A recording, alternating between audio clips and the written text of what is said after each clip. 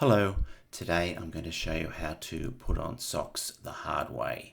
So I start off with bare feet and then sit down and then grab the first sock that you want to put on and make sure the sock is not inside out, and then make sure also that you know where the heel is, because the heel's got to end up there on the bottom of your foot.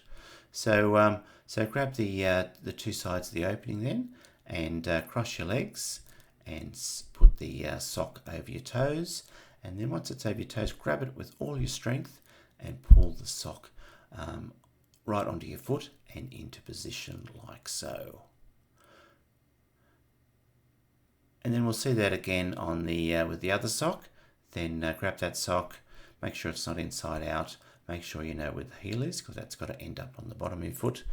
Grab the opening of the sock, cross your legs and put the sock over your toes, and then with all your strength grab the two sides of the sock and pull the sock into position. And that always takes a fair bit of strength to put socks on that way, so that's why I'm saying that this is the hard way to put on socks. Okay, well, I hope you've enjoyed the video. Thanks for watching and goodbye for now.